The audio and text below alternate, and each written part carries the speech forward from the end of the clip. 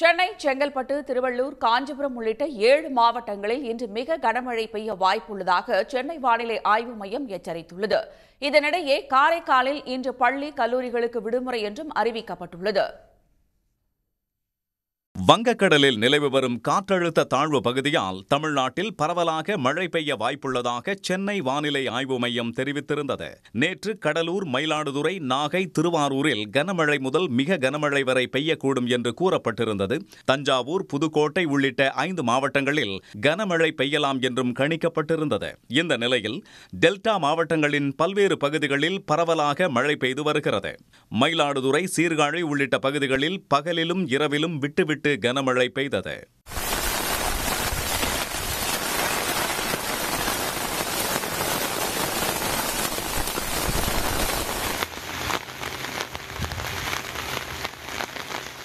இதேபோல கன்னியாகுமரி மாவட்டம் நாகர்கோவில், ராமநாதபுரம் மாவட்டம் ராமேஸ்வரம் உள்ளிட்ட பகுதிகளிலும் பரவலாக கனமழை பெய்தது.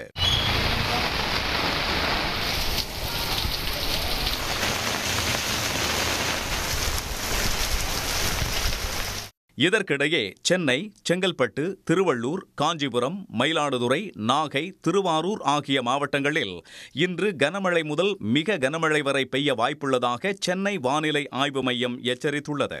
காரைக்காலிலும் மிக கனமழை பெய்ய வாய்ப்புள்ளதாக எச்சரிக்கப்பட்டுள்ளதால் அங்கு பள்ளி, கல்லூரிகளுக்கு விடுமுறை அறிவிக்கப்பட்டுள்ளது. இதேபோல கடலூர், விழுப்புரம், தஞ்சாவூர், புதுக்கோட்டை, ராமநாதபுரம், தூத்துக்குடி, நெல்லை, கன்னியாகுமரி ஆகிய மாவட்டங்களில் இன்று கனமழை பெய்ய வாய்ப்புள்ளதாக சென்னை வானிலை ஆய்வு மையம் தெரிவித்திருக்கிறது. உடனுக்குடன் செய்திகளை தெரிந்து கொள்ள சன் நியூஸ் பெல் ஐகானை கிளிக் பண்ணுங்க.